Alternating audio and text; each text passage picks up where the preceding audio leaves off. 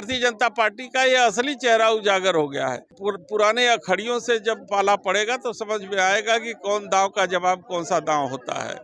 नमस्कार, अभी हमारी मौजूदगी वाराणसी के चिरईगांव ब्लॉक के पनहरी ग्राम पंचायत में है। आप देख सकते हैं कि आज कम्बल वितरण के कार्यक्रम में उत्तर प्रदेश में पूर्व कैबिनेट मंत्री वीरेंद्र सिंह जी हैं। आइए जो है इनसे बातचीत करते हैं। जो है आप कैसे हैं? बस ठीक है, बढ़िया है। अब जो है लोकसभा का चुनाव आने वाला है तो सब कुछ ठीक ठाक होगा? एकदम होगा, समाजवादी पार्टी जीतेगी यहाँ से। जिस तरीके से आपके नेता पीडीए का कार्यक्रम लेकर आगे नारा लेकर चल रहे हैं, तो क्या इस पीडीए में जो है किस तरीके से इस पीडीओ का आप देख रहे हैं?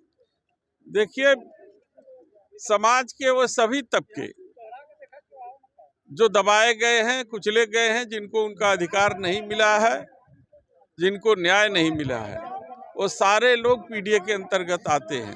ये सब एकजुट होंगे और एकजुट होकर के इस फर्जी सरकार, झूठ बोलने वाली सरकार का मुकाबला करेंगे, उसे हराएंगे। वही फर्जी सरकार के मुखिया जो आप जिस पर आरोप लगा रहे हैं, जो है लोकसभा में कहते हैं कि इस बार एनडीए 400 पार होने जा रही है, तो इसको आप कैसे देखते हैं?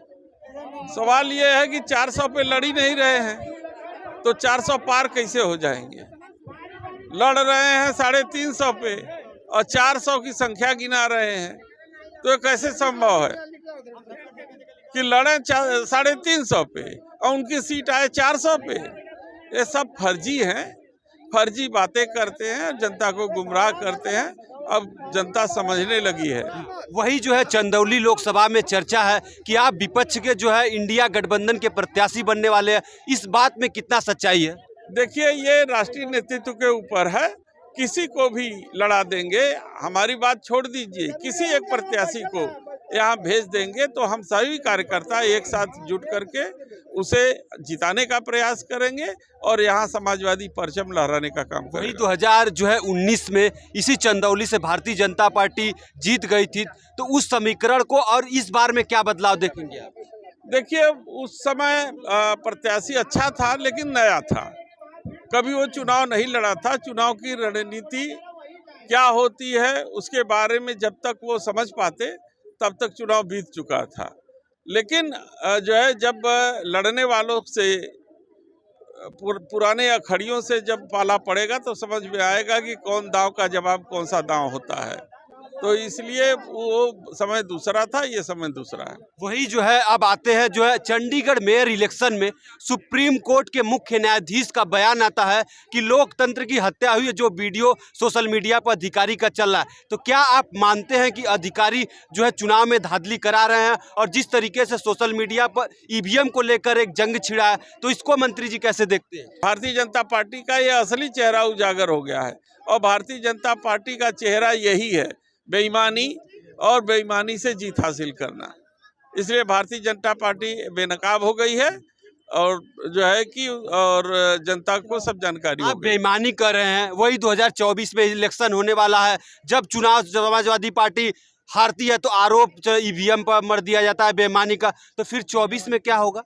तो क्यों नहीं सरकार जो है, जब पूरी जनता, सारे दल ये मांग कर रहे हैं कि ईवीएम के अलावा बैलेट पेपर पर चुनाव हो, तो ये सरकार क्यों नहीं मान रही है?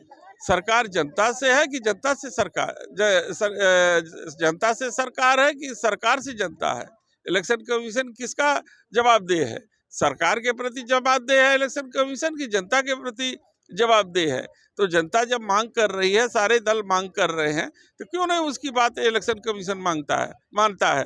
वो इसे पूरा स्पष्ट है कि इलेक्शन कमीशन दबाव में काम कर रहा है और सारी संस्थाओं पर भारतीय जनता पार्टियों का कब्जा है।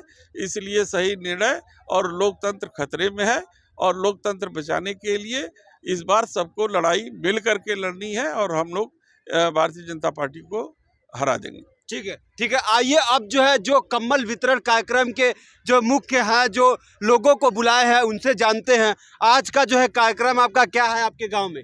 ये मेकिंग द डिफरेंस जो संस्था है हमारी, हर साल की भांति इस साल भी पूरे उत्तर प्रदेश में और ख़ास करके बनारस में यह कार्यक्रम हम लोग चलाते हैं, जन जागरण का भी और जन कल्याण का भी। कम्बल वितरण के दौरान क्या कुछ इसमें जो है पीडीए पंचायत और नेतागिरी वाली है क्या भय? नहीं, ऐसा नहीं है।